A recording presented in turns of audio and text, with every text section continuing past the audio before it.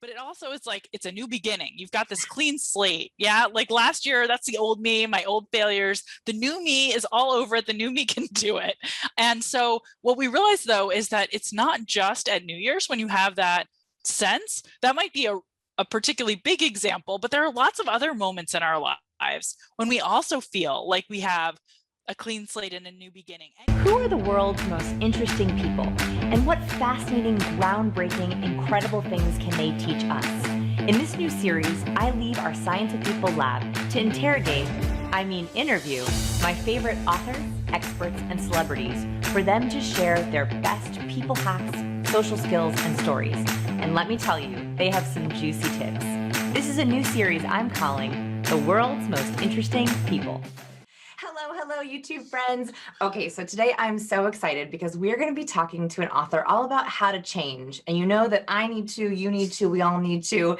And so I want to introduce her before we get too much into it. Katy Milkman is an award-winning behavioral scientist and a professor at Wharton. She hosts Charles Schwab's popular behavioral economics podcast, Choiceology, love that name, and is the co-founder and co-director of the Behavior Change for Good initiative. She has worked with organizations like Google, the U.S. Department of Defense, and the American Red Cross, just to name a few. And she is now the author of the wonderful book, which I had the pleasure of reading for the last 3 weeks, How to Change: The Science of Getting from Where You Are to Where You Want to Be. Welcome, Katy. Thank you. I'm so excited to be here, and I love your energy, Vanessa. I wish I could. That's where I want to be. Hashtag coffee. Hashtag 10. I got 10 hours of sleep last night. That's why I braided today. That is amazing. Oh my gosh. All right. Well, we'll have to have a separate conversation about that.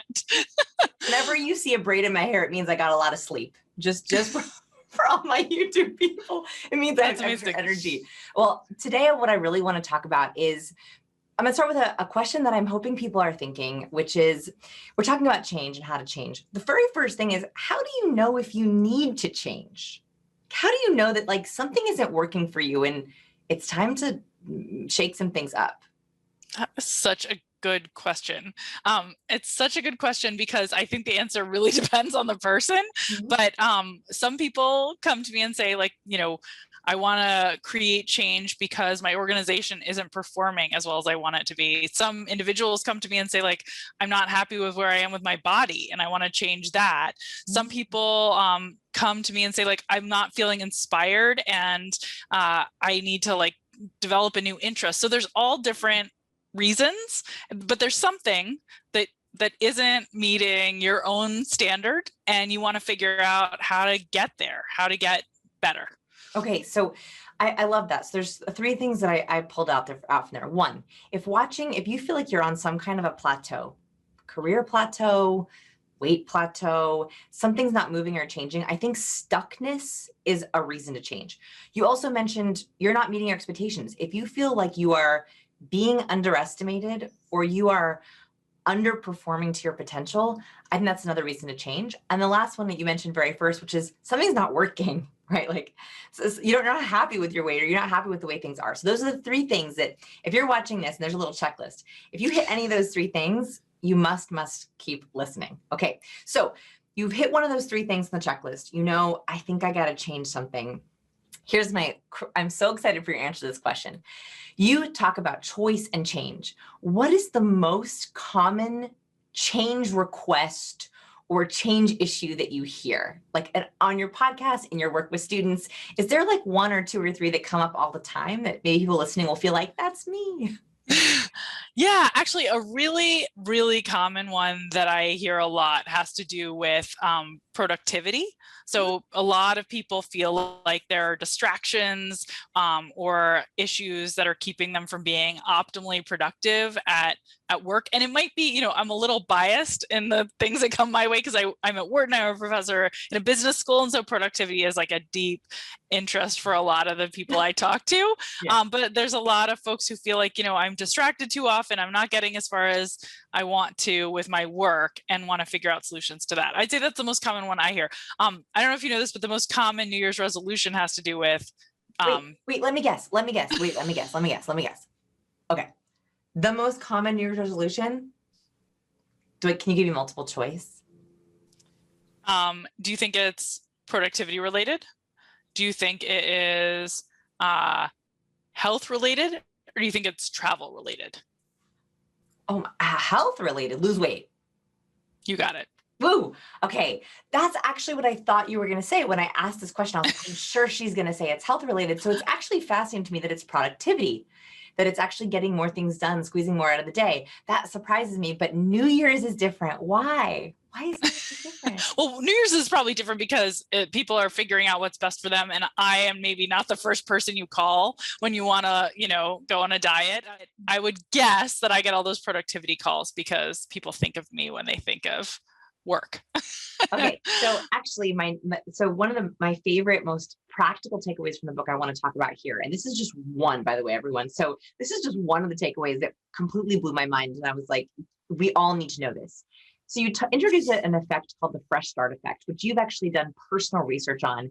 Can you talk me through how you even stumbled upon this, what it is, and how we can leverage it? Yeah, absolutely. Actually, I stumbled upon it because of a question I got after giving a talk about some of my research on how to encourage better decisions, to nudge people towards saving more for retirement, making healthier choices, being more productive at work. I was at Google and I gave this talk, and I got this amazing question from an HR manager at Google. They call it people analytics at Google. So a people analyst. And what he said was, I'm totally sold that we should be nudging people towards these healthier outcomes, more productivity and so on, offering them great resources. But when is the ideal time to do that? Could you give us some guidance on when we should be encouraging people to change? And my head almost exploded because I was like, wow, what a great question. And I literally have not seen anything in the academic literature about this. I don't know. Let me get back to you. So I rushed back to my office at Word and started talking to some of my collaborators about this. And what we realized is we all shared this one intuition that I bet you shared too. We just talked about New Year's. The immediate thing that came to mind was New Year's, right? New Year's is the beginning of the new year. Lots of people are setting resolutions. There's something about that moment that feels special, not just the social ritual, but it also is it's a new beginning. You've got this clean slate. Yeah. Last year, that's the old me, my old failures. The new me is all over it. The new me can do it. And so what we realized though, is that it's not just at New Year's when you have that sense. That might be a particularly big example, but there are lots of other moments in our lives when we also feel like we have a clean slate and a new beginning. Any moment that feels distinct from the rest, like the start of a new week or a new month, celebration of a holiday, or when you, for instance, celebrate a birthday, that's a new year in your life. You move to a new city or start a new job. You become a parent. So all these moments come with identity shifts and this sense, it turns out the way we psychologically mark time is not linear. Instead, we think about these chapters in our lives and we demarcate the beginning of a chapter when something big happens and changes, oh, those were my college years, those were the Boston years. And so all of these markers give us the sense that we have a clean slate and a fresh start. There's a segregation of time where that was the old me, this is the new me. And the new me can do it because the new me isn't saddled with all those failures of the old me. And the new me is also more likely to sort of step back and think big picture about their goals. What do I want to achieve in this new era, in this new week even? So we've shown this in lots of research that these moments that demarcate time make us more motivated to pursue our goals. So for instance, we found that people are more likely to search for the term diet on Google at the start of a new week or a new month or a new year, following holidays that feel like fresh starts. We see the same effect. Yes, even Mondays. Mondays do it. Actually, Monday effects are very big. It's a fresh start of the week, and that's a big one. Even though it feels like it would be little, you're sort of coming back from a separation. You've had a weekend to reflect, and you sit down, and it's like a new me. I'm going to do it this week. And you think about setting your goals. We see the same thing when we look at when undergraduates visit the gym. The same undergraduate is more likely to visit the gym earlier in the week, month, year, semester, following school holidays, and following birthdays, with the notable exception of 21st birthdays. And I will let you speculate as to why those might be special. Yeah. So basically everyone's working out right around their birthday, except in their 21st birthday. They're like, never mind. I have better things to do. They have better things to do right after their 21st birthday. You got it. In the data that do you have to figure that out? Were you gosh, who is breaking this data? Why is this bad? Literally, my graduate student, this amazing, she's now a professor at UCLA, Heng Chen Dai, came into my office, and she's from China, where legal drinking age is not 21. And Yeah. she was just like completely baffled by this giant outlier in the data. And she was like, I don't know, everything else lines up and I just don't understand. I was like, let me tell you a little bit about American culture, Hang Chen. I can explain this to you and it makes perfect sense. So that was a funny one. And then the other data set that where this sort of all leapt out at us was, we got this big data set from a goal setting website called stick.com, where people can go, it's such a cool site. You can set a goal and put money on the line if you want, that'll go to a charity of your choice. And it can be an anti-charity, like a charity you hate, like the opposite political party.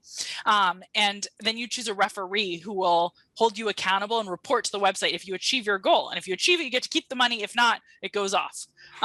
We found that people create more goals on this goal setting website. The very same people are more likely to come back and create a new goal at the start of a new week, month, year, following holidays, particularly ones that feel like a fresh start, and holidays, and also birthdays. So we see the same pattern in all of those different data sets, just very striking fresh start effects.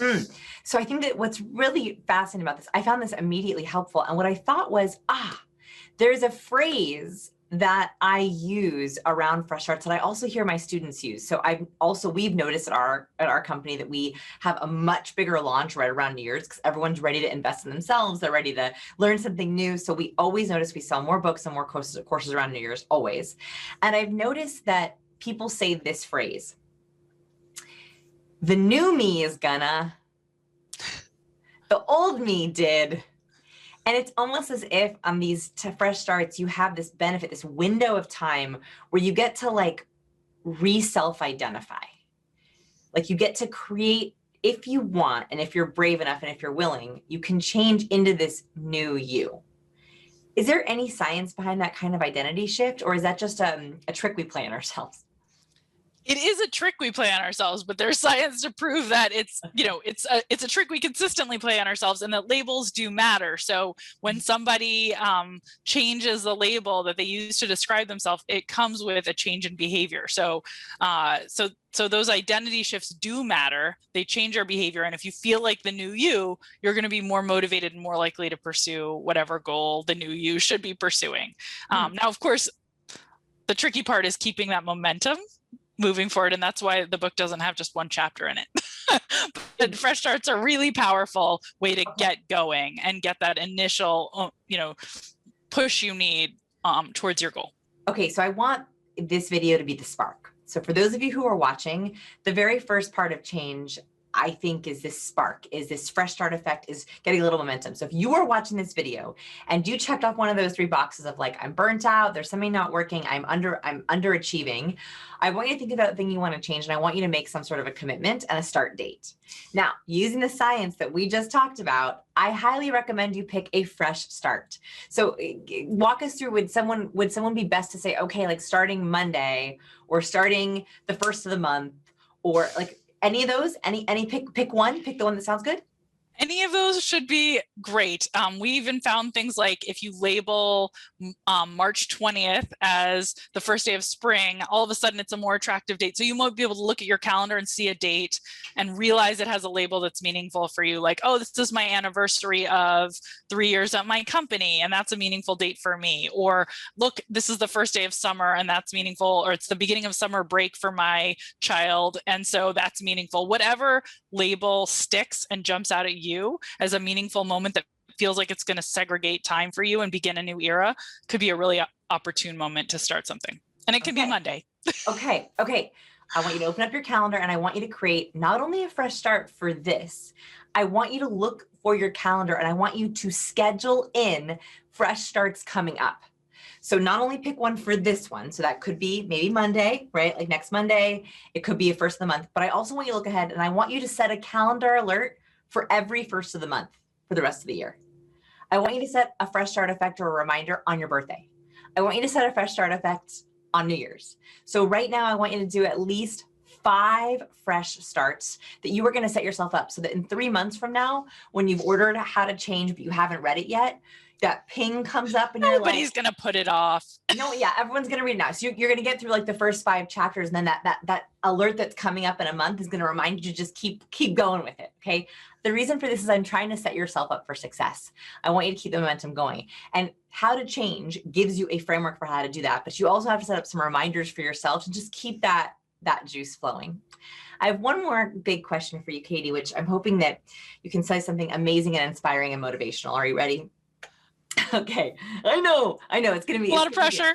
I know it's what's the wrong way to change? In other words, you've worked with folks, I'm sure, who have not achieved their goals, or they feel like over and over again, they just aren't able to do it. Is there a kind of trap that you can share with us that we should avoid as we embark on our change journeys?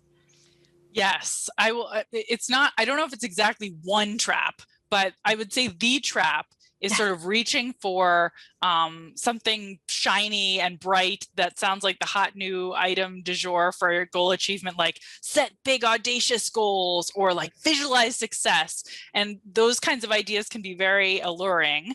But what they tend to miss is that they're a one size fits all solution that is not always based on great science, and don't take into account what is it that's holding you back from changing.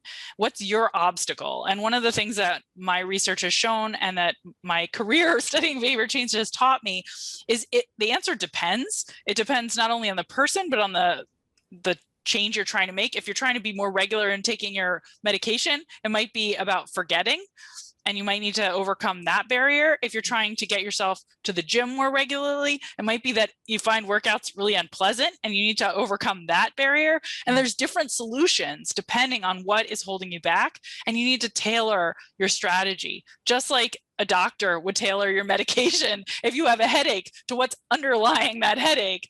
We need to do the same thing for change and be smart about using science-based solutions that match the problem. So that's I think the big mistake is like the one size fits all sparkly solution that doesn't incorporate an understanding of your barriers. I love it. So tailoring your traps to your goals is incredibly important. And I totally agree with that. So maybe sitting down as this momentum is building, you've got all this excitement from this video, sitting down with the book and outlining like what you think your personal traps have been. The more tactical and specific we can get with these, the more we actually begin to change. And that means really looking at ourselves, analyzing our own behavior, getting to know some of our gremlins, which aren't so great, but are really important. I hope that you found this interview a little bit sparking, a little bit motivational. Please, please, please go pick up the book, How to Change. We're going to put all the information below the video in the information section. I'm also going to tag you. Yay, beautiful. This is your time to change. Take that spark and do it. Katy, I want to thank you so much for being on with us. Thank you so much for having me. This was really fun. All right, be sure to go check out the book. Give this video a like if you want. And if you're brave, go in the comments below and tell us the thing that you want to change. Sometimes just saying something out loud makes it more real. And I read all the comments, so I'm excited to see what you say. Katy, thank you so much. Bye, everyone. Don't forget to check out all of these goodies.